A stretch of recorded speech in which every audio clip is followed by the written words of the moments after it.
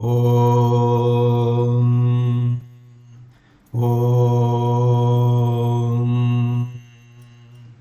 ഓം ഓം gum ഗണപതയേ നമഃ. ഓം സംസരസ്വത്യേ നമഃ. ഓം gum ഗുരുഭ്യോ നമഃ. ഓം ബ്രഹ്മാ വിഷ്ണു രുദ്രമഹേശ്വര സദാശിവ ദുർഗാ ലക്ഷ്മീ സരസ്വതി സാവിത്രി രാധാ ദേവീ നമഃ. ഓം പ്രസീദ വിശ്വേശ്വരി വിശ്വപ്രസീദേ പ്രസീദ വിശ്വേശ്വരി വേദരൂപിണി പ്രസീദ മായാമേ മന്ത്രവിഗ്രഹേ പ്രസീദ സർവേശ്വരി സർവരൂപിണി. ഓം ശാന്തി ശാന്തി ശാന്തി. ആനോ ഭദ്രാഃ കൃതവോ യന്തു വിശ്വതഃ. സദാശിവസമാരംഭാം ശങ്കരാചാര്യമധ്യമാം അസ്മദാചാര്യപര്യന്തം വന്ദേ ഗുരുപരമ്പരാം. സർവവേദാന്തസിദ്ധാന്തഗോചരം തമഗോചരം ഗോവിന്ദം പരമാനന്ദം സദ്ഗുരും പ്രണതോസ്മ്യഹം. ഓം ശ്രീ സദ്ഗുരു പരമാത്മനേ നമോ നമഃ. ഭക്തജനങ്ങൾക്ക് എല്ലാവർക്കും എൻ്റെ നമസ്കാരം. പരാശക്തിയുടെയും ആദിശങ്കര ഭഗവത്പാദരുടെയും അനുഗ്രഹത്തിനാലും ആശിസ്സുകളിനാലും നാം ഇപ്പോൾ സൗന്ദര്യലഹരി എന്ന മഹാസ്തോത്രത്തിൻ്റെ അർത്ഥമാഹാത്മ്യം അറിഞ്ഞുകൊണ്ടിരിക്കുകയാണ്. ഇന്ന് 20ാമത്തെ ശ്ലോകമാകും. ഈ ശ്ലോകത്തിൻ്റെ പ്രധാനപ്പെട്ട മന്ത്രം എന്ന് പറയപ്പെടുന്നത് ഓം ശ്രീ ഹിമകര ശിലാമൂർത്തയേ നമഃ. ഓം ഹിമകര ശിലാമൂർത്തയേ നമഃ. ഈ സ്തോത്രം എന്തിനു വേണ്ടി ജപിക്കുന്നു എന്ന് വെച്ച് കഴിഞ്ഞാൽ വിഷത്തിൽ നിന്നുള്ള ഭീതി, ഭയം നീങ്ങിക്കിട്ടുവാനാണ് ഈ മന്ത്രത്തെ ജപം ചെയ്യുന്നത്. സങ്കല്പത്തിൽ വിഷ നിർവീര്യതാസിദ്ധ്യർത്ഥം 20 ശ്ലോകം ജപേത്. വിഷ നിർവീര്യതാ സിദ്ധ്യർത്ഥം 20 സ്തോത്രം ജപേത്. വിഷം മാറിക്കിട്ടാനുള്ള ഒരു മന്ത്രമാണിത്. പണ്ട് കാലങ്ങളിൽ ഇന്നത്തെ മാതിരിയുള്ള മെഡിക്കൽ സയൻസിൻ്റെ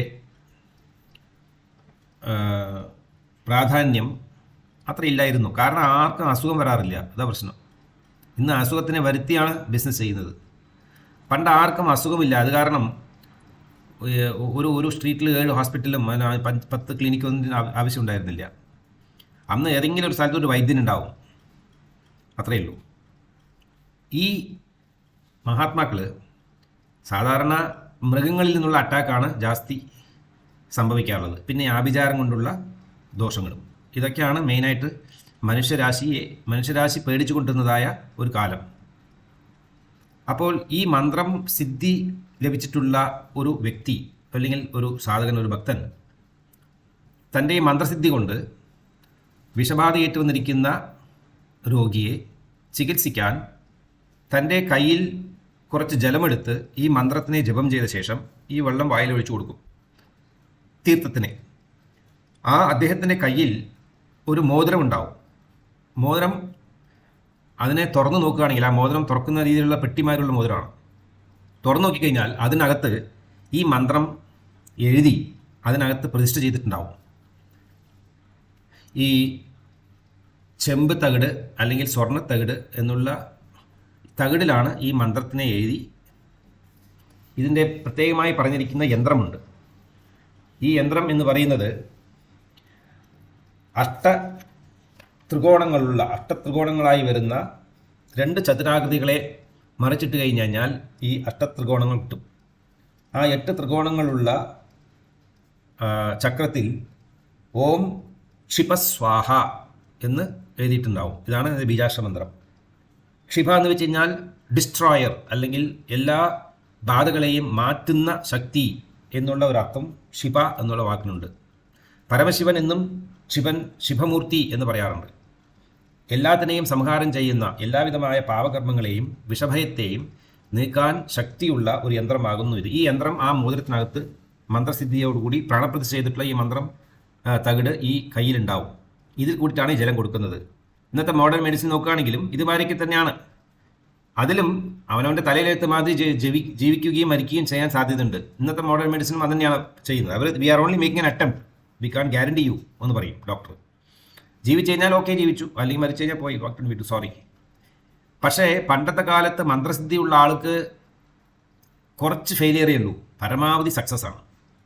ഇന്നത്തെ കാലം മാതിരിയല്ല. നിവേദ്യത്തിന് പാൽ, പായസം, എള്ള് കൊണ്ടുണ്ടാക്കിയുള്ള പലഹാരങ്ങൾ അല്ലെങ്കിൽ ചോറ്, എല്ല് സംബന്ധമായിരിക്കുന്നു ഇത് കൊടുത്താണ് നിവേദിക്കുന്നത്. ജപിക്കേണ്ടതായിട്ടുള്ള രീതി രാവിലെ കിഴക്കുമുഖം നോക്കിയിരുന്ന് 25 ദിവസം ഒരു ദിവസം 1000 പ്രാവശ്യം വീതം ഈ ശ്ലോകത്തെ ജപം ചെയ്ത് സിദ്ധി വരുത്തേണ്ടതാണ്. സിദ്ധി ലഭിച്ചിട്ടുള്ള ഒരാൾക്ക് ഇഴജന്തുക്കളിൽ നിന്നുള്ള വിഷഭയം, അതുപോലെ തന്നെ ദൃഷ്ടി, അശുദ്ധമായ ദൃഷ്ടി, ഈ ദൃഷ്ടിബാധ വലിയൊരു ബാധയാണ്. ആ ദൃഷ്ടിബാധയിൽ നിന്നും സംഭവിച്ചിരിക്കുന്ന ആപത്തുക്കൾ ഇതെല്ലാം പെട്ടെന്ന് നീങ്ങിക്കിട്ടും.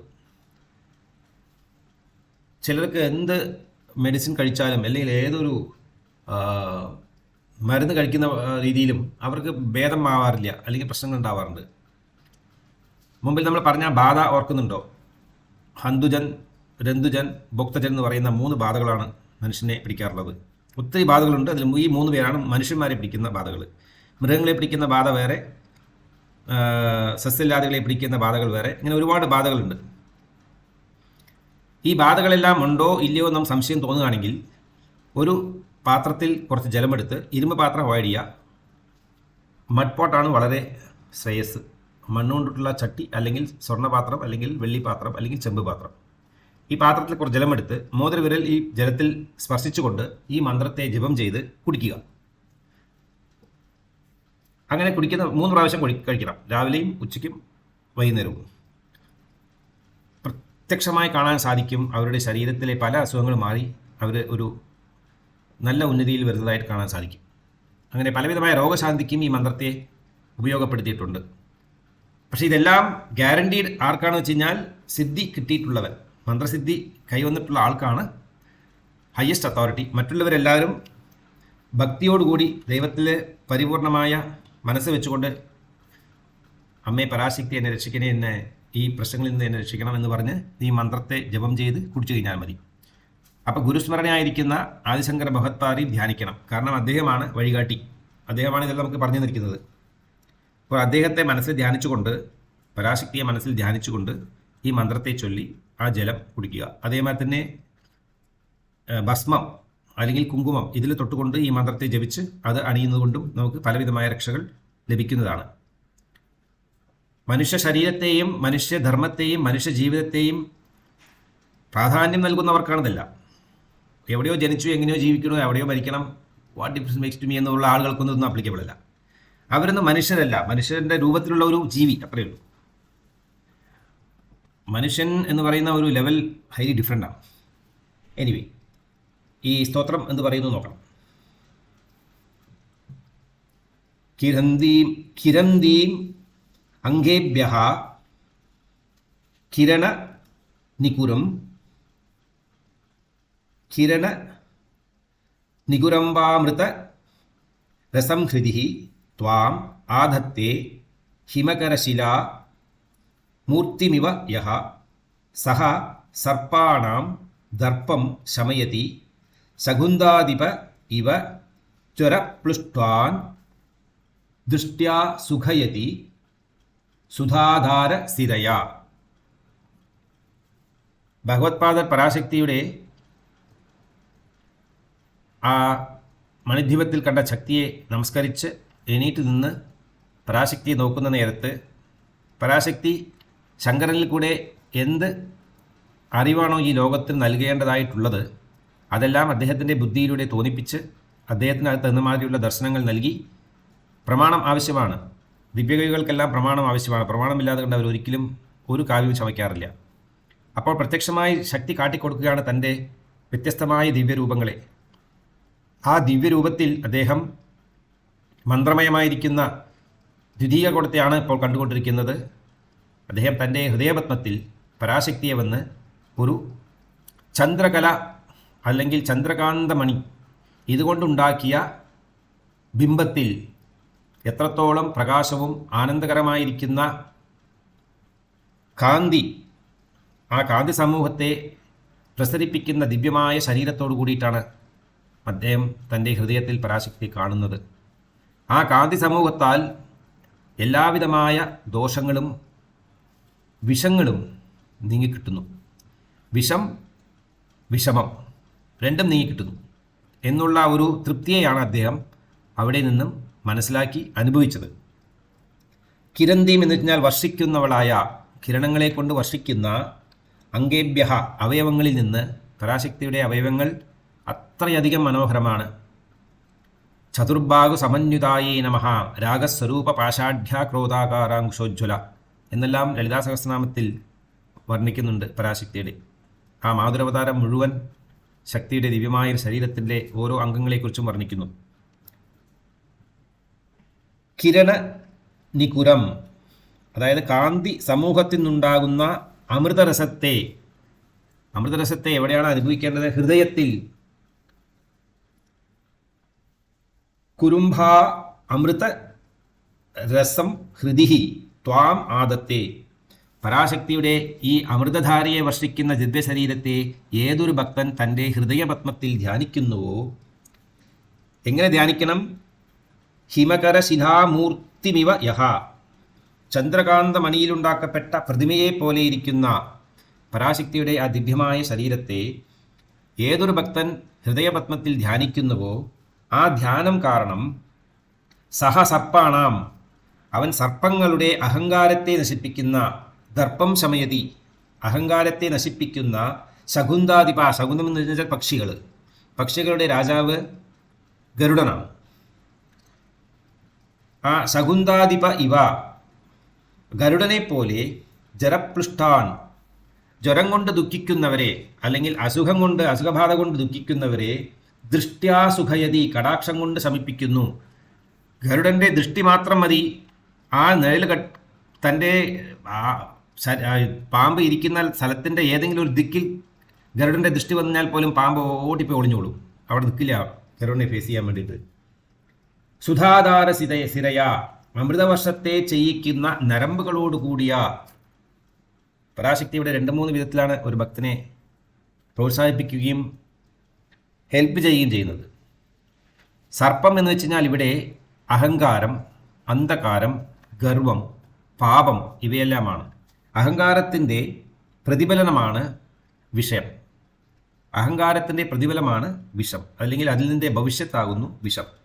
അപ്പോൾ വിഷം കൊണ്ട് ദുഃഖിക്കുന്നവൻ എന്ന് വെച്ച് കഴിഞ്ഞാൽ ഞാനാണ് എല്ലാം എന്നുള്ള അഹങ്കാര ബുദ്ധിയോടുകൂടി ജീവിക്കുന്ന ഒരുവനിൽ ഏതോ ഒരു കാരണം കൊണ്ട് അദ്ദേഹം അല്ലെങ്കിൽ ആ സ്ത്രീ തൻ്റെ ഹൃദയത്തിൽ പരാശക്തിയെ ഒരു പ്രാവശ്യമെങ്കിലും ധ്യാനിക്കുകയാണെങ്കിൽ ആ ധ്യാനത്തിൻ്റെ പ്രതിഫലമായി അവർ ചെയ്തിരിക്കുന്ന പാപങ്ങളെയും അല്ലെങ്കിൽ അഹങ്കാരത്തെയും ശമിപ്പിക്കുന്ന ഒരു സുഖാനുഭവത്തെ ഈ ശരീരത്തിൽ കാണാൻ സാധിക്കുന്നു. അങ്ങനെ ഒരിക്കൽ തമാശന് വേണ്ടി തുടങ്ങി വെച്ചതായിട്ടുള്ള ഈ ധ്യാനം പിന്നീട് മൂർധന്യാവസ്ഥയിലെത്തി അതികഠിനമായ ധ്യാനം കൊണ്ട് പരാശക്തിയെ തന്നെ തൻ്റെ ശരീരത്തിൽ പൂർണ്ണ പ്രതിഷ്ഠ ചെയ്യാനുള്ള ഒരു ഭാഗ്യവനായോ ഭാഗ്യവതിയായോ തീരുന്നു. കാരണം അവിടെ ശക്തിയെ ധ്യാനിക്കുന്ന ഒരു ഹൃദയത്തിൽ ഒരിക്കലും അഹങ്കാരത്തിന് സ്ഥാനമുണ്ടാവുന്നതല്ല. അഹങ്കാരം നശിക്കും, അന്ധകാരം നശിക്കും, അജ്ഞാനം നശിക്കും, ഇതെല്ലാം വിഷങ്ങളാകുന്നു. പാമ്പിനെ കൊണ്ടുള്ള വിഷം എന്ന് പ്രത്യേകിച്ച് പറയാനുള്ള കാരണം, പാമ്പെന്ന് വെച്ച് കഴിഞ്ഞാൽ കാലത്തെ ധരിച്ചിരിക്കുന്നവൻ കാലാതീതനാകുന്നു പരമശിവൻ. അതുകൊണ്ടാണ് പരമശിവൻ ഈ സർപ്പത്തെ മാലയായി ധരിച്ചിരിക്കുന്നത്. പല രൂപങ്ങളിൽ നമുക്ക് കാണാൻ സാധിക്കുന്നു. അദ്ദേഹം കാലത്തെ തൻ്റെ മാലയായി ധരിച്ചിരിക്കുകയാണ്. അപ്പോൾ ഈ കാലമാണ് നമ്മൾക്ക് അഹങ്കാരത്തെയും അന്ധകാരത്തെയും നമുക്ക് തരുന്നത്. എന്തിനു വേണ്ടി തരുന്നു എന്ന് വെച്ച് കഴിഞ്ഞാൽ നമ്മളുടെ പൂർവ്വകർമ്മത്തിൻ്റെ പാപപുണ്യത്തിന് തകുന്ന മാതിരിയാണ് ഈ പ്രപഞ്ചം അതിനെ ആ കർമ്മ വിനകളെ പക്വപ്പെടുത്തി ആഹാരമാക്കി നമുക്ക് തരുന്നത്. നമുക്ക് ഭുജിക്കുവാൻ വേണ്ടി എല്ലാം ഭോഗമാകുന്നു. ദേഷ്യം വരുന്നതും ഭോഗം തന്നെയാണ്, സന്തോഷമായി സംസാരിക്കുന്നതും ഭോഗം തന്നെയാകുന്നു. നാം ഭുജിക്കുകയാണ് ചെയ്യുന്നത്. ഒരു സാധനം ഉണ്ടെങ്കിൽ പോലും അതിനെ നമ്മൾ സ്വീകരിക്കുമ്പോൾ അത് നമ്മൾ ഭോഗിയായി. അങ്ങനെ നമ്മളിൽ കാണപ്പെടുന്ന അഹങ്കാരം, അന്ധകാരം, ഗർവം, അജ്ഞാനം എന്നുള്ള ഈ എല്ലാ വിഷങ്ങളും നമ്മളുടെ ഉന്നതമായ ഗതിക്ക് മാർഗതടസ്സങ്ങളായി മാറുന്നു. സാധകൻ കുംഭകം ചെയ്ത് കുണ്ടലിനിയെ സഹസ്രാരത്നത്തിലേക്ക് എത്തിക്കാൻ ശ്രമിക്കുമ്പോൾ അതൊരു പാമ്പിൻ്റെ ആകൃതിയിൽ, 3 ചുറ്റോടു കൂടിയ പാമ്പിൻ്റെ ആകൃതിയിലാണ് ഈ കുണ്ടലിനി ശക്തിയെ നാം മനസ്സിലാക്കുന്നത്. ആ പാമ്പ് പതുക്കെ കയറി മുകളിലോട്ട് പോകണം. സഹസ്രാരപത്മത്തിൽ എത്തുമ്പോഴാണ് അമൃതസാര ഉണ്ടാകുന്നത്. അപ്പോൾ ഈ ഗരുഡൻ എന്ന് പറയുന്ന വ്യക്തി പരാശക്തിയുടെ ദൃഷ്ടി തന്നെയാകുന്നു. അതായത് നമ്മൾ ഈ കുണ്ടലിനി ശക്തിയെ മേൽപോട്ട് എടുത്തുകൊണ്ട് പോകുന്നത് നമ്മളുടെ മനസ്സിൻ്റെ ശക്തിയോട് കൂടിയിട്ടാണ്. ഈ മനക്കണ്ണെന്ന് പറയും, മനസ്സാണ് അതിനെ കൂട്ടിക്കൊണ്ട് പോകുന്നത്, ഈ ശക്തിയെ. ആ മനസ്സാണ് ഇവിടെ ഗരുഡൻ. അപ്പോൾ ശക്തിയുടെ അനുഗ്രഹമുണ്ടെങ്കിൽ മാത്രമേ, പരാശക്തിയുടെ അനുഗ്രഹമുണ്ടെങ്കിൽ, വീക്ഷണമുണ്ടെങ്കിൽ, കടാക്ഷമുണ്ടെങ്കിൽ മാത്രമേ അവന് സാധനയിൽ പരിപൂർണമായ ഒരു നില സ്ഥാപിക്കാൻ സാധിക്കുകയുള്ളൂ എന്ന് അർത്ഥമാകുന്നു ഇവിടെ നിന്ന് മനസ്സിലാക്കാനുള്ളത്. പലവിധമായ അർത്ഥങ്ങളാണ് മഹാത്മാക്കൾ രചിക്കുന്ന ഓരോ സ്തോത്രത്തിലും ഉള്ളത്. നമ്മൾ സംസാരിച്ചുകൊണ്ട് പോകുമ്പോൾ ഇങ്ങനെ ഓരോ വിധമായ സിറ്റുവേഷൻ തരുന്ന മാതിരി അർത്ഥങ്ങൾ മാറി മാറി വന്നുകൊണ്ടിരിക്കും. ഇത് നമ്മുടെ വായിൽ നിന്ന് വരുന്നതല്ല, നമ്മളെ പ്രകൃതി പറയിപ്പിക്കുകയാണ്. ഇതാണ് അതിലെ രഹസ്യങ്ങൾ. അങ്ങനെ അത്യുത്തമമായിരിക്കുന്ന ഈ സ്തോത്രം ജപിക്കുമ്പോൾ നമ്മുടെ ഹൃദയപത്മത്തിൽ 6 അക്ഷരങ്ങളുള്ള, അതായത് മന്ത്രമയമായിരിക്കുന്ന, നമ്മൾ പഠിച്ചുവല്ലോ, സ്ഥൂലമയം, സൂക്ഷ്മമയം, പരമയം. അതായത് സ്ഥൂലം, സൂക്ഷ്മം, പരം. പരാശക്തിയുടെ മുഖം എന്ന് പറയുന്നത് സ്ഥൂലത്തിനെ റെപ്രസെൻ്റ് ചെയ്യുന്നു. മന്ത്രമയം എന്ന് പറയപ്പെടുന്നത്, മധ്യകൂടം എന്ന് പറയപ്പെടുന്ന കഴുത്തു മുതൽ ഇടുപ്പ് വരെയുള്ള ഭാഗം. പിന്നെയുള്ളത് പരാ എന്ന് പറയപ്പെടുന്ന അതിസൂക്ഷ്മമായിരിക്കുന്ന ശക്തി, അത് ഇടുപ്പ് മുതൽ പാദം വരയ്ക്കുമുള്ള ശക്തികൂടം. അങ്ങനെ പഞ്ചദശാക്ഷരി മന്ത്രത്തിൽ 5, 6, 4 എന്ന അക്ഷരങ്ങൾ വീതം ഓരോ കൂടത്തെയും ചിട്ടപ്പെടുത്തിയിരിക്കുന്നു. അതിലെ മധ്യകൂടം എന്ന് പറയപ്പെടുന്ന ഈ മന്ത്രസമൂഹത്താൽ നിർമ്മിക്കപ്പെട്ടതാകുന്നു ഈ മധ്യകൂടം. അതാണ് നമ്മൾ എപ്പോഴും മനസ്സുകൊണ്ടാണ് മന്ത്രങ്ങളെല്ലാം ജപിക്കുന്നതും എല്ലാ പ്ലാൻസ് ചെയ്യുന്ന എല്ലാം മനസ്സുകൊണ്ടാണ്. മനസ്സിൻ്റെ വാസസ്ഥാനം ഹൃദയത്തിൻ്റെ അടുത്താണ്. ഭ്രൂമധ്യത്തിലൂടെയാണ് മനസ്സ് സഞ്ചാരം ചെയ്തു വരുന്നത്. പക്ഷേ അത് സ്ഥാപിക്കപ്പെടുന്നത് ഹൃദയത്തിലാവും. അപ്പം ഹൃദയത്തോടു കൂടി ഒട്ടിച്ച് ജീവിക്കുന്നവരാണ്. അത് ഡെപ്യൂട്ടിയും സീനിയറുമാണ്. ഇപ്പോൾ ഹൃദയം ചീഫാണെങ്കിൽ മനസ്സ് ഡെപ്യൂട്ടിയാവും. ഇപ്പോൾ പല സ്ഥലങ്ങളിലും deputy prime minister, deputy chief മിനിസ്റ്ററൊക്കെ കാണാൻ വെക്കും. അവരൊരു റെസ്പോൺസിബിലിറ്റി അവർ പങ്കിട്ടെടുക്കുകയാണ്. നീ എന്നെ പഠിക്കുകയോ ഞാൻ പഠിക്കാമെന്ന്. പക്ഷെ എന്തായാലും ഡെപ്യൂട്ടി റിമെയിൻ ഡെപ്യൂട്ടി. ഒരിക്കലും ആ ഉന്നതമായിരിക്കുന്ന സ്ഥിതി, ആ അതോറിറ്റി അദ്ദേഹത്തിന് കിട്ടാറില്ല. അതുപോലെ ഇവിടെ മനസ്സ് ഈ ഹൃദയത്തിനോട് ചേർന്ന് പ്രവർത്തിക്കുന്നു എങ്കിൽ പോലും ഹൃദയമില്ലെങ്കിൽ മനസ്സുണ്ടാവില്ല. മനസ്സില്ലാത്തവർക്ക് ഹൃദയം ഉണ്ടാവാം. അങ്ങനെ ഒരു ഭക്തൻ സാധന ചെയ്യുന്ന നേരത്ത് പരാശക്തിയുടെ രൂപത്തെ വന്ന് ചന്ദ്രകാന്ത കല്ല് കൊണ്ട് ഉണ്ടാക്കിയിരിക്കുന്ന ബിംബത്തിൻ്റെ രൂപത്തിൽ വേണം ഹൃദയപത്മത്തിൽ പരാശക്തിയെ സ്ഥാപിതം ചെയ്ത് ആരാധന ചെയ്യുവാൻ.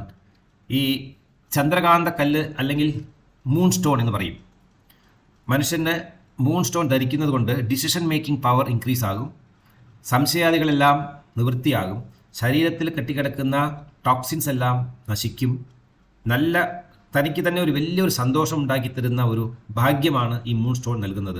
മൂൺ സ്റ്റോണിന് സൈഡ് എഫക്റ്റ് ഇല്ല. അത് കാരണം ആർക്ക് വേണമെങ്കിലും ധരിക്കാം. മുത്തിൻ്റെ സെമി പ്രഷ്യസ് ആണ് മൂൺ സ്റ്റോൺ. അപ്പോൾ ഈ മൂൺ സ്റ്റോണിലെ ബിംബം ഉണ്ടാക്കുന്ന മൂൺ സ്റ്റോൺ എങ്ങനെ മിനുസമായിരിക്കും. സപ്തവർണ്ണങ്ങളെയും അതിൽ കാണാൻ ഒക്കും.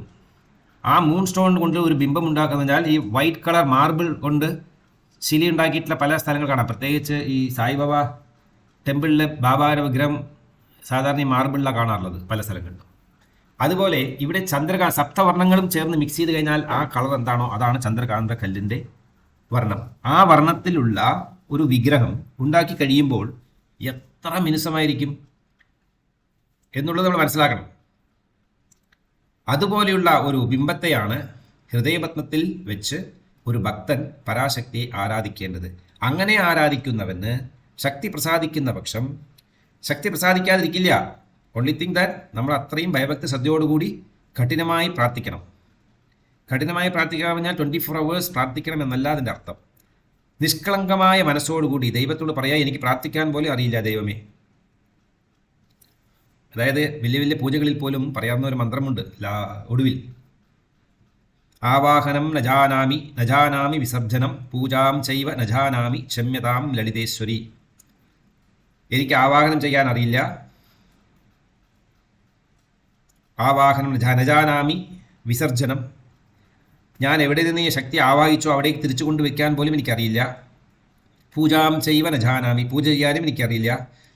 ഞാൻ എന്തെങ്കിലുമൊക്കെ കാട്ടിക്കൂട്ടുകയാണ് ഇവിടെ. ഇതാണ് എൻ്റെ സത്കാരം ശക്തിക്ക്. അതുകൊണ്ട് ഈ സത്കാരത്തെ സ്വീകരിച്ച് ഞാൻ തെറ്റ് ചെയ്തിട്ടുണ്ടെങ്കിൽ എനിക്ക് മാപ്പ് തന്ന് എന്നെ അനുഗ്രഹിക്കണം എന്ന് ക്ഷമ്യതാം ലളിതേശ്വരി, എന്നോട് ക്ഷമ കാട്ടണം ദേവി എന്ന് പ്രാർത്ഥിക്കുകയാണ് ചെയ്യുന്നത്. അതുപോലെ നമുക്ക് കഠിനമായ ധ്യാനം എന്ന് വെച്ച് കഴിഞ്ഞാൽ ധ്യാനിക്കാൻ അറിയില്ല. ഇപ്പം എങ്ങനെ ധ്യാനിക്കും? അതുകൊണ്ട് എന്തെല്ലാമോ ഭാവങ്ങളെയും രൂപങ്ങളെയും ഞാൻ മനസ്സിൽ സൃഷ്ടിക്കുകയാണ്. ആ ഭാവങ്ങളും രൂപങ്ങളും എല്ലാം തന്നെ ശക്തിമയമാകണം, അല്ലെങ്കിൽ ശക്തിയാണ് എന്നുള്ള, ഞാൻ നിനക്ക് വേണ്ടിയിട്ടാണ് ചെയ്യുന്നത്, ശക്തിക്ക് വേണ്ടി, ശക്തിയുടെ പ്രീതിക്ക് വേണ്ടിയാണ് ചെയ്യുന്നത് എന്നുള്ള ഭാവനയോടുകൂടി ചെയ്യുമ്പോൾ അത് എങ്ങനെ, ഏത് രൂപത്തിൽ, ഏത് വിധത്തിലായാലും അതിനെല്ലാം ദൈവം സ്വീകരിക്കുന്നു. ഇതാണ് അതിൻ്റെ അർത്ഥം. അപ്പോൾ എല്ലാ സമയങ്ങളിലും നാം ഭഗവത് ചിന്തനയോടുകൂടി തന്നെ എന്ത് പ്രവൃത്തി ചെയ്യുമ്പോഴും ഭഗവത് ചിന്തനയോടുകൂടി തന്നെ ചെയ്യുക എന്നുള്ളത് മാത്രമാണ് നമുക്കുള്ള അധികാരം. അതിന് അങ്ങനെ ചെയ്ത് കഴിഞ്ഞാൽ എന്ത് കിട്ടും, എന്ത് കിട്ടില്ല, അതൊന്നും നമ്മൾ ലുക്കൗട്ടല്ല. We should not bother about those things. ഇത്രയും എളുപ്പത്തിലാണ് ഈ ആധ്യാത്മത്തെ കൈകാര്യം ചെയ്യേണ്ടത്. വളരെ കഷ്ടപ്പെട്ട് ഒരു 2000-3000 ശ്ലോകം ജപിക്കുന്നുണ്ട്, ഒന്നും ആയില്ല. ഒരു മന്ത്രത്തിലൂടെ മാത്രമാണ് നമുക്ക് സിദ്ധി ലഭിക്കുക. അപ്പോൾ ഏതെങ്കിലും ഒരു ഇഷ്ടപ്പെട്ടതായിരിക്കുന്ന ഒരു മന്ത്രത്തെ നമ്മൾ ഗ്രസ്തമാക്കി അതിൽ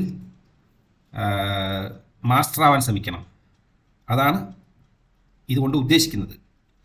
എന്തായാലും ഈ മന്ത്രം വളരെ ഒരു ഒരു ഒരു ഒരു അമ്മയെ നാം എങ്ങനെയെല്ലാം അഭിസംബോധന ചെയ്യാം എന്നുള്ളതിന് ഈ സ്തോത്രം ഒരു വഴികാട്ടിയായി തീർന്നു. കിരന്തീമംഗേഭ്യഃ കിരണനികുരംബാമൃതരസം ഹൃദിത്വാമാദസ്തേ ഹിമകരശിധാമൂർത്തിമവയഃ സസർപ്പാണാം ദർപ്പം ശമയതി ശകുന്ധാദിവ ഇവ ജ്വരപ്ലുഷ്ട്വാൻ ദൃഷ്ട്യാ സുഖയതി സുധാധാരശിരയാ. സുധാധാരശിരയാ അതായത് ഞരമ്പുകളിൽ കൂടെ വർഷിക്കുന്ന അമൃതരസം. സുധാസാര എന്ന് വെച്ചാൽ ഇവിടെ അമൃതരസം എന്നാണ് അർത്ഥം. ആ അമൃതരസം പരാശക്തിയിലെ ദിവ്യമായ ഈ ശരീരത്തെ, അല്ലെങ്കിൽ ഈ അംഗങ്ങളെ നാം ദർശിക്കുന്നത് കൊണ്ട് നമ്മളുടെ ശരീരത്തിലുള്ള 72,000 നാഡീ നരമ്പുകളെയും അമൃതവർഷം കൊണ്ട് നിറയ്ക്കുന്നു. ആ അമൃതവർഷം ശരീരത്തിൽ ഉള്ളിടത്തോളം കാലം ഒരു വിഷവും നമ്മളെ ബാധിക്കുന്നതല്ല. വിഷം ഏത് രീതിയിൽ വേണമെങ്കിലും ആവാം. കണ്ണുകൊണ്ടുള്ളത് വിഷമാവാം, കാതുകൊണ്ട് കേട്ടിട്ടുള്ള വിഷമാവാം, മണത്തത് കൊണ്ടുള്ള വിഷമാവാം, സ്പർശനം കൊണ്ടുള്ള വിഷമാവാം. ശബ്ദ, സ്പർശ, രൂപ, രസഗന്ധം എന്നുള്ള 5 വിധത്തിലും വിഷം നമ്മളുടെ ശരീരത്തെ ബാധിക്കാം. ഇവിടെ ഉദാഹരണത്തിന് പാമ്പായി കാണിച്ചു. കാരണം ഇഴജന്തുക്കളിൽ അധികം വിഷമുള്ളതൊന്ന് പാമ്പ്, ഒന്ന് തേള്, ഇതൊക്കെയാണ്. അപ്പോൾ ഇവരുടെ എല്ലാം വിഷത്തെ പോലും സംഹരിക്കാനുള്ള ശക്തി, ശമിപ്പിക്കാനുള്ള ശക്തി പരാശക്തിയുടെ ഈ ദിവ്യമായ രൂപത്തിനും ഈ മന്ത്രത്തിനും ഉണ്ട് എന്ന് എടുത്ത് പറഞ്ഞതുകൊണ്ട് മറ്റുള്ള എല്ലാവിധമായ ദോഷങ്ങളെയും നീക്കം ചെയ്യുവാൻ ഈ സ്തോത്രം തന്നെ കാരണമായി തീരുന്നു എന്നുള്ള ഒരു ദൃഢപ്രതിജ്ഞയാണ് നമ്മുടെ മനസ്സിൽ വരേണ്ടത്. സർവം ജഗദംബാർപ്പണമസ്തു. ഹരി ഓം.